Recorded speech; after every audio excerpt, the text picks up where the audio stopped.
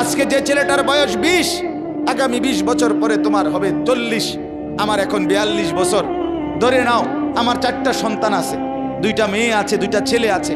তাহলে আগামী 42 বছর যার বয়স আসবে, 20 বছর পরে, 25 বছর পরে হতে পারে, আল্লাহ চাহে তো আল্লাহর দয়ায় তুমি হায়াত পাইলে তুমিও 2টা বাচ্চার বাবা হবা, 3টা সন্তানের বাপ হইবা। তাহলে তোমার এই যৌবন কালটা যদি তুমি সারা দিন মোবাইলেই কাটাও, অশ্লীল ছবি দেখে কাটাও, এক ওয়াক্ত নামাজ পড়তে যদি মন না চায়, তুমি যদি রাস্তার সমস্ত বেড়ি দেখতে মন চায়, পৃথিবীর সব উলঙ্গ ছবি যদি দেখতে মন চায়, আল্লাহর দোহাই করে বলো বাপ, তোমার হাতে তোমার জেনারেশন তারা কি করবে? বলো ভাই, আল্লাহ দিলে তোমার যখন একটা ছেলে হবে 12 বছরের, 14 বছরের, সে কি করবে? কি মনে হয়? সে জুনায়েদ বাগদাদি হবে, সে বাইজিদ বুস্তামি হবে? দোস্ত আমার, নষ্ট না হই, নিজেকে নষ্ট না করি। কিয়ামত নিশ্চিত, আখিরাত নিশ্চিত। নিশ্চিত কিনা? কমপক্ষে বিবেকটা যেন এরকম হয়, ভেতরের দিলটা, ভেতরের আত্মাটা যেন এতটুকু পরিমাণ হয় যে গুনাহ করিলে মনটার মধ্যে অস্থিরতা লাগে, নেক কাজ করিলে ভালো লাগে। এদুর যদি কোনো অন্তরের অবস্থা ভিতরের থাকে, আল্লাহ রাসূল বলছে এখনো সে মুমিন। কিন্তু যেদিন গুনার পর গুনাহ, মিথ্যার পর মিথ্যা, চুরির পর চুরি, মদের পর মদ, জুয়ার পর জুয়া, জিনার পর জিনা, বেবিচারের পর বেবিচার, বেপর্দার পর বেপর্দা, মা বোন, যেদিন আর কোনো অসুবিধা বোধ হচ্ছে না, চেহারায়, সুরতে, চলনে বলনে পাপের কোনো অনুভূতি নাই, আল্লাহর কসম রাসূলুল্লাহ বলে, ধরে নাও ঈমান হারিয়ে গেছে। লা ইয়াজনি জানি হিনা ইয়াজনি ওয়া হুয়া মুমিন। রাসূলুল্লাহ বলে, কোন জিনাকার, ব্যভিচারী নারীর সাথে যখন অপকর্ম করে সে ঈমানদার থাকে না। লা ইয়াসরিকু সারিকু হিনা ইয়াসরিকু ওয়া হুয়া মুমিন। কোন চোর যখন চুরি করে, রাসূল বলে সে মুমিন থাকে না। লা ইয়াশরাবুল খামরা হিনা ইয়াশরাবু ওয়া হুয়া মুমিন। রাসূল বলে কোন নেশাখোর যখন নেশা করে তখন সে মুমিন থাকে না, মুমিন থাকে না।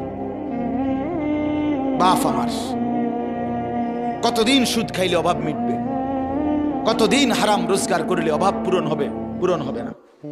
অতএব আখিরাত নিশ্চিত, কিয়ামত নিশ্চিত, মৃত্যু নিশ্চিত। চোখের সামনে প্রতিদিন কত মানুষের চলে যাওয়া, এরপরও যদি আল্লাহকে না চিনি কখন চিনব? আল্লাহ আমাদেরকে বুঝ দান করেন, আল্লাহ আমাদেরকে কবুল করেন। অনেক ছেলে মাশাআল্লাহ এখানে ওখানে দেখেন আপনারা, চাচারা আপনারা তাকায় দেখেন, আপনাদের সন্তানেরা, এরা রংপুরের ছেলে না, এরা আমার কুমিল্লার না, এরা চিটাগাংয়ের না, এরা আপনাদের ছেলে, আপনাদের মহল্লার। আপনারা একটা নজর একজন মুরব্বী তারাইয়া দেখেন, আপনাদের এই ছেলেদের দিকে তাকাইলে দেখবেন কমপক্ষে 90% নামাজ পড়ে না। আপনি দেখেন, আমারও কোন আমি দাঁড় করাই, তোমাদের চেহারা দেখলে তো বাপ বোঝা যায়। আহা, এজন্য বললাম আমার ছেলেরা, চেহারা দেখলে তো বোঝা যায় বাপ তুমি যে এক ওয়াক্ত নামাজও পড়ো নাই। চেহারাটা কালো, চেহারাটা পাষাণ, চেহারাটা দয়া মায়াহীন, চেহারাটা নির্দয়, চেহারার মধ্যে কোনো রসকস থাকে না। কসম আল্লাহ, হযরত আব্দুল্লাহ ইবনে মাসউদ বলছে, প্রত্যেকটা গুনাহ চেহারা কালো করে, সাওয়াদুন ফিল ওয়াজহ। প্রত্যেকটা গুনাহ, একবার নারী দেখছো, একবার কালো হইছে, আবার আরো আরো আরো, প্রত্যেকটা গুনাহ সাওয়াদুন ফিল ওয়াজহ, চেহারা কালো করে। যুলমাতুন ফিল কলব, অন্তরটা অন্ধকার করে। ওয়াহানুন ফিল বাদান, শরীরের শক্তি কমিয়ে দেয়, শক্তি কমিয়ে দেয়, কিচ্ছু ভাল লাগে না। এ মোবাইল টিফোন ছাড়া টানা দিয়া মানে ভাল লাগতেছে না, এরপর মানে এটা ছাড়া অন্যটা পছন্দ না। শরীরের দুর্বলতা, অক্ষমতা, ব্যর্থতা, কাপুরুষতা, যৌবনের ক্ষমতা শেষ, শারীরিক সক্ষমতাও শেষ, প্রয়োজনের মুহূর্তে আর কিছুই থাকে না। নিজের হাতকে অপকর্ম করে নষ্ট করে দিছ, শরীরটাকে শেষ করে দিছ, নিজের লজ্জাস্থানকে নষ্ট করে ফেলছ, হায়াত বরবাদ করে দিছ। বলছির এই দুনিয়াতেও আফসোস মিলবে, আখিরাতেও আফসোস মিলবে। হ্যাঁ, আমি খোলামেলা কইলাম, হিম্মত করে কইলাম, সাহস করে বললাম। এজন্য হযরত আব্দুল্লাহ ইবনে মাসউদ বলেন, চেহারা কালো হয় গুনাহ, অন্তর অন্ধকার হয়, শরীর দুর্বল হয়। 4 নাম্বার দাইকুন ফির রিজক, রিজিক সংকীর্ণ হয়, রিজিক কমে যায়। 5 নাম্বার বুগদাতুন ফি কুলুবিল খালক, সমস্ত মানুষের অন্তরে ঘৃণা তৈরি করে। কোন মানুষ এই নাফরমানকে পছন্দ করে না। কথা বলেন। 2 জন এক লগে জুয়া খেলে, আপনি এর এক লগে হেরা এক সমান না। আজ 3 বছর এক লগে জুয়া খেলে, আপনি মনে করেন এখান থেকে একজনের আপনি আলগা ডাইকা জিগান তোর দোস্ত কেমন, 1 নম্বর সিটার বলবে না, বলবে সিটারের সর্দার, বাট পার। কিরে কস তোর লগে চলে একসাথে জুয়া খেলস, তুই কেমনে তারে খারাপ কস? ওমা তো আমি কি হেরে কি আব্দুল কাদের জিলানী কইতাম? এ বলবে এই কথা। এ কি বলবে? আমি কি জুয়ারিরে বুঝি বালা কইতাম? আমি বালা কম কেমনে? আর মন্দ লোকেও মন্দকে মন্দ বলে, ভালোরাও মন্দ বলে। আচ্ছা, একজন লোক নামাজি, আপনি একটা জুয়ারি মদখোরকেও জিগান ভাই উনি কেমন, সে বলবে ভাই আমি খারাপ হইতারি, কিন্তু সে ভালো। ঠিক কিনা বলেন না কেন? আমি মানুষটা খারাপ, কিন্তু ভাই এটা সত্য যে আমরা নামাজ। ভালোকে মন্দও ভালো বলে, ভালোও ভালো। এজন্য বন্ধু, চেহারা কালো হয়ে গেছে, দেখো তুমি, দেখো দেখো দোস্ত, কোনোভাবেই তোমার মধ্যে স্বস্তি নাই।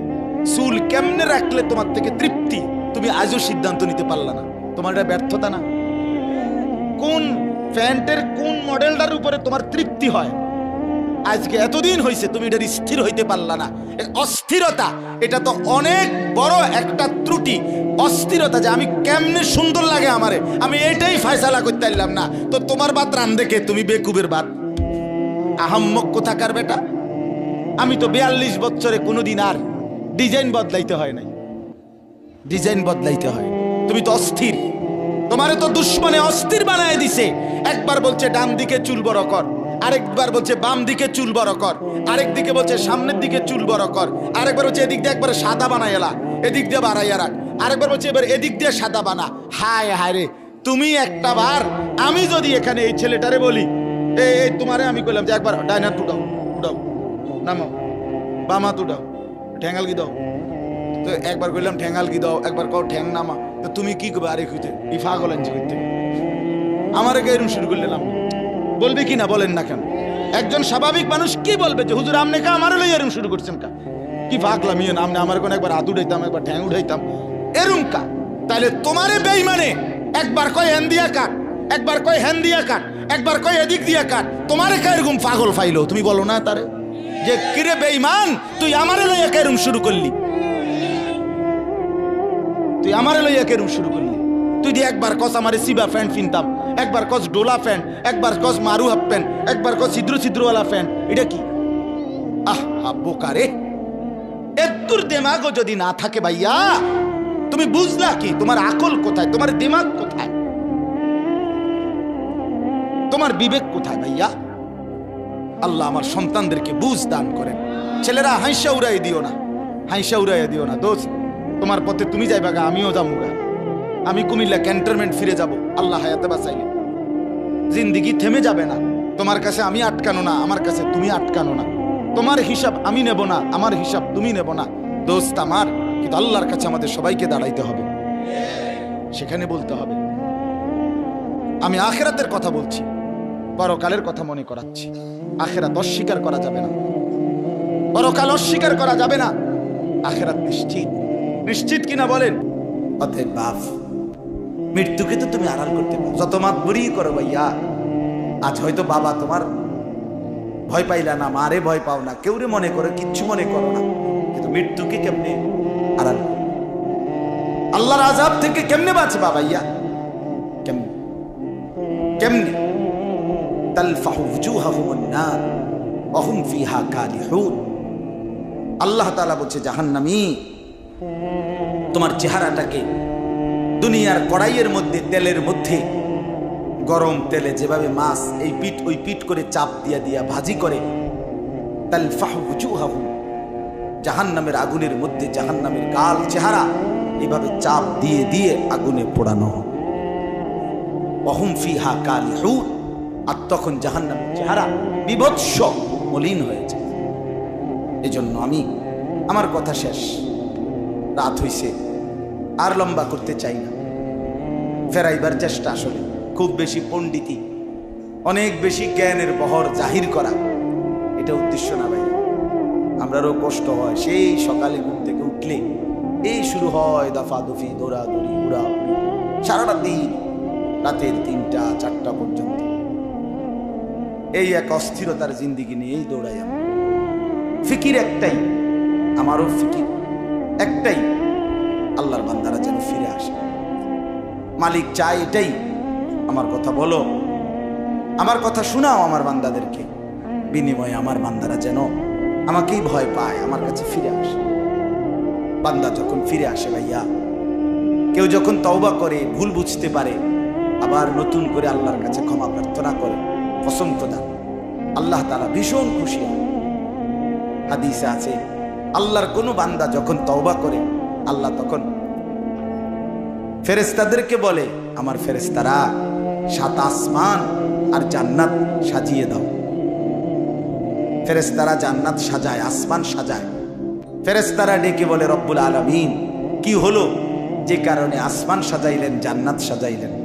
রব্বুল আলামিন তখন বলে, আসলাহাল আবদু মাওলাহু, এক ভেগে যাওয়া গোলাম আজকে তার মনিবের সাথে সম্পর্ক ঠিক করে ফেলেছে। আল্লাহ বলে, আমার এক গোলাম আমার থেকে ভাইগে গেছিল রে, অনেকদিন ওই আমারে সেজদা দেয় নাই, আজকে দিছে। অনেকদিন সে আমারে ডাকে নাই, আমি খুব কষ্ট পাচ্ছিলাম। আমার বান্দা আমার হাতে গড়া, আমার দেওয়া নাক, চোখ, কান, আমার দেওয়া জবান, আমার দেওয়া জিহ্বা, আমার গড়া বান্দা আমারে ভুলে আমার থেকে ছুটে গেছে। আজ আমার সেই ভেগে যাওয়া বান্দা আমার কাছে ফিরে আসছে। লাল্লাহু আশাদ্দু ফারাহান বিতাওবাতি আবদি, নবী সাল্লাল্লাহু আলাইহি সাল্লাম বলেন, আল্লাহ তাআলা ভীষণ খুশি হয় বান্দা যখন তওবা করে। এজন্য যুবক ফিরে আসো, নওজোয়ান ফিরে আসো, নিজের ক্ষতি করো। আমি প্রত্যেক দিন বলি ভাইয়া, তুমি মরে গেলে পৃথিবীর কিচ্ছু আসবে, এই বন্ধুরা ধোকা ধোকা।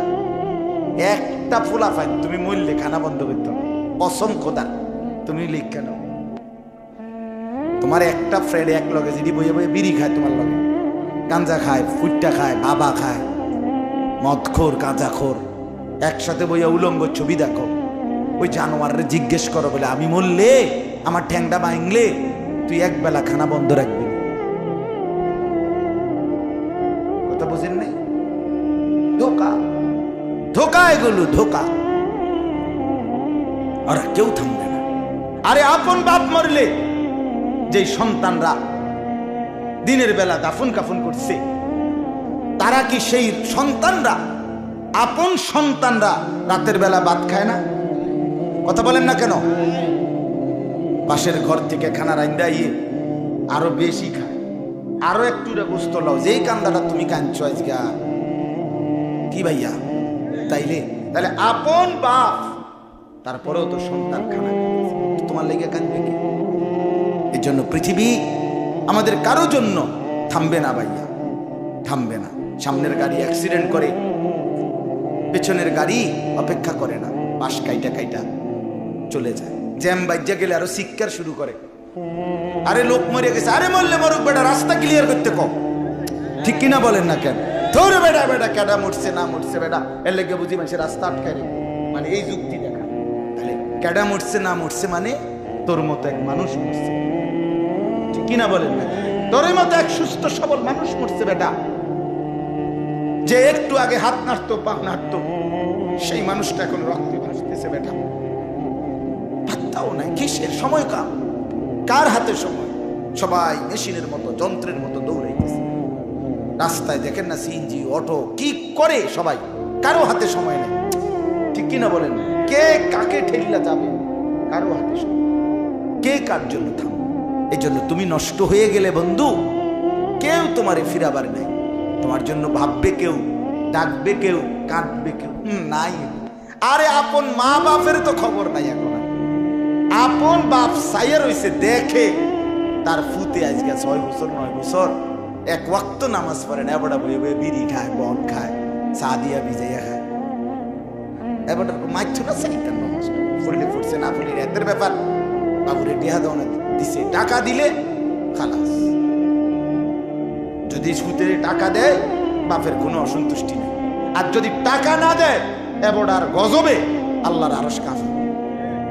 ফুতের উপরে লানত দিতে দিতে, অভিশাপ দিতে দিতে শেষ। কারণ টাকা দেয় না, টাকা দেয় না, পুরা গ্রাম হাইটা হাইটা। তখন মানুষের কাছে বদনাম, এই ফোলাগারে মানুষ করছি আমি, এই ফোলার লাইগা জীবন যৌবন শেষ করছি, 12 লাখ টাকা সুদে লইয়া তারে আমি নিজে বিদেশ পাঠাইছি। কত বড় নেয়ামতের কথা। বেশরম মানুষ সুদে টাকা লইয়া আবার মানুষের দ্বারা কম, এত বড় হারাম কইরা আবার কইতেছ, হ্যাঁ 12 লাখ টাকা দিয়ে ফোলা বিদেশ পাঠাইছি আমি, কিস্তি লইছি আমি, সুদে লইছি আমি, আর অন ফোলা একটা টাকা দেয় না। তার মানে সম্পর্কটা হয়ে গেছে এখন টাকা পয়সার ভিত্তি। আখিরাত কোথায়? পাগলও তো বেটা তো পাগল না, তুই যেমন পাগল হইলি বেটা। আরে তুই কি পাগল হইলি রে? তুই যে এক ওয়াক্ত নামাজ পড়স না বেটা, আর তোরে কেমনে বললে বুঝাইতাম? আর কি বললে তোমার লজ্জা হইতো? কি বললে তোমার শরম হয়? তুমি তো ওই পাবনার মেন্টাল হসপিটালের পাগলের চাইতো নিকৃষ্ট পাগল। সেই পাগল তো নামাজ পড়ে, আমি দেখছি তো, আমার চোখে আমি দেখছি। আমি তো অন্য কেউ বলছে এটা না, আমি নিজে দেখছি। এই জন্য প্রিয় ভাই আমার, দয়া করে নাফরমানির এই জিন্দিগি কষ্ট দিবে, কষ্ট দিবে আমাদের। দুনিয়ার এই মুসিবত, প্রতিনিয়ত মুসিবত আমাদেরকে ছাড়ে না।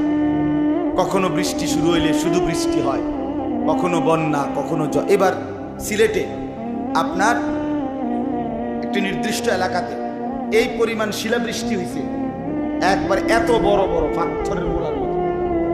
আমার পরিচিত মানুষের একেবারে টিনের ঘর একেবারে জুজরা হয়ে গেছে, জুরা জুরা হয়ে গেছে। তাইলে আমি বললাম, কখনো বন্যা, কখনো ঘূর্ণিঝড়, কখনো জলোচ্ছ্বাস, কখনো প্রচন্ড গরম, কখনো অতিবৃষ্টি, কখনো করোনা, কখনো মহামারী। এই যে বহুমুখী আযাব, মুসিবত, পেরেশানি আমাদের মধ্যে আসে, আমাদের জনজীবনের স্বস্তি শান্তি উঠে যায়। আমরা যে পেরেশানিতে থাকি ভাইয়া বাপ, এটা আমাদের গুনার কারণ। কি কারণে বলেন না? গুনাহের।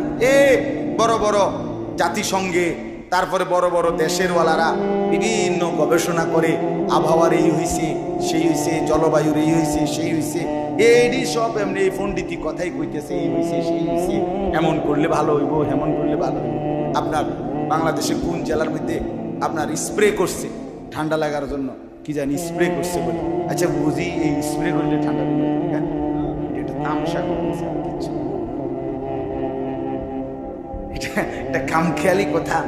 এটা সারা বাংলাদেশে আপনি ঠান্ডা পানি স্প্রে করে কতক্ষণ স্প্রে করবেন বলেন? এটা কতক্ষণ সম্ভব? আল্লাহ তাআলা যদি এই গরম না কমায়, আমাদের কোনো মাখলুকের পক্ষে সম্ভব ভাইয়া? আসলে সম্ভব না। এই জন্য আমি বললাম, আমার প্রথম কথা এটা, আমাদের এই কষ্ট কিন্তু সবাই পায়। আমাদের গুনাহ, আমার গুনাহের কারণে বনি আদম কষ্ট পায়, আল্লাহর সৃষ্টি বাকি জীব জন্তু প্রাণী কষ্ট পায়। আর যতজন কষ্ট পায় ততজন কিন্তু অভিশাপ দেয়, অভিশাপ, অভিশাপ দেয়, লানত দেয়, আল্লাহর গজব দেয়। এত মানুষের অভিশাপ, এত সৃষ্টির অভিশাপ, আল্লাহর এত মাখলুকের অভিশাপ নিয়ে যুবক তোমার জীবন ভালো হবে না। তুমি কষ্ট পাইবা, সুখ পাইবা না। তুমি নারীর ছবি দেখা ছেড়ে দাও, অশ্লীল দৃশ্য দেখা বন্ধ করো। একটা নারী দরকার, অপেক্ষা করো। হালাল স্ত্রী আল্লাহ বলছেন আমি সৃষ্টি করেছি, আমি মিলায়ে দেব। এই পৃথিবীতে তুমি আমি আসছি পৃথিবীতে মায়ের পেট থেকে, তার মানে হালাল স্বামী স্ত্রীর এই বন্ধন যদি পৃথিবীতে আল্লাহ চালু না রাখতেন তো তুমিও আসতা না, আমিও আইতাম না। কথা বলেন না কেন? তাহলে এটা তো হচ্ছেই, স্বামী স্ত্রীর এই পবিত্র বন্ধন, এটা তো আল্লাহ তৈরি করছেই। এটা তো প্রতিনিয়ত, প্রতিদিন আল্লাহর জমিনে নতুন নতুন নারী পুরুষ বিবাহ বন্ধনে আবদ্ধ হচ্ছে না? তুমিও তো সেই সিরিয়ালে আসো। তুমি এরকম পাগল হয়ে গেলে কেন? তুমি এমন কুত্তা হয়ে গেলে কেন যে যা দেখো সব দেখতে মন চায়? হিন্দি সিনেমার নর্তকীও দেখো, বাংলা সিনেমার নর্তকীও দেখো, টিকটকের নর্তকীও দেখো, রাস্তার বেহায়া বেপর্দা মেয়েকেও দেখো। এত নারী দেখে, এত অশ্লীল দৃশ্য দেখে তুমি একা পুরুষ, একা যুবক নিজেকে সামলাইবা কেমনে? এক সময় চরিত্র শেষ হয়, শরীরের শক্তি শেষ হয়, যৌবনের ক্ষমতা শেষ হয়, আখেরাতটাও বরবাদ হয়, আর শরীরটাও নষ্ট হইয়া হারবালেও আর ধরে না। তখন আর হারবালেও শুধু কাম। হ্যাঁ আমরা জানি, আপনি জানেন করতে আমরা জানি, তোমার তো ভালো জানি। কারণ আমাদের সাথে অসংখ্য যুবক মহব্বত করে দোয়ার জন্য, বিভিন্ন পেরেশানির জন্য তাদের অবস্থা জানায়, বলে, কাগজে লিখে বলে, কেউ মুখে বলে, মোবাইলে বলে, দোয়া চায়। এক এক ছেলে পেলের হালাত শুনি তো আমরা, শরীরের কি অবস্থা, যৌবনের কি অবস্থা, জিন্দিগিটা নষ্ট করে কি করছে এখন ভ্যাঁ ভ্যাঁ করে কাঁদে। এজন্য দয়া করে আমরা যদি গুনাহ না কমাই আমাদের মুসিবত যাবে না। এই রোদ, এই তাপমাত্রা আবার কমবে তো আবার নতুন আযাব আসবে। আসবে কিনা বলেন? আবার আসবে, আরেকটা আসবে। আল্লাহ তাআলা ঘুরে ঘুরে আমাদেরকে বারবার মুসিবত দিয়ে ফেরাতে চাচ্ছে। কোরআনে আছে, আল্লাহ বলে, বান্দা লিউযীকাহুম বা'দাল্লাযী আমিলু লাআল্লাহুম ইয়ারজিউন। আমি আল্লাহ তাআলা তোমাদেরকে বিভিন্ন সময়ে আযাব দিয়ে, কিছুটা আযাব দিয়ে তোমাদেরকে আযাবের শাস্তির স্বাদ মজা দেখাইয়া আমি চাই লাআল্লাহুম ইয়ারজিউন, আমার বান্দারা যেন সবাই আমার দিকে ফিরে আসে।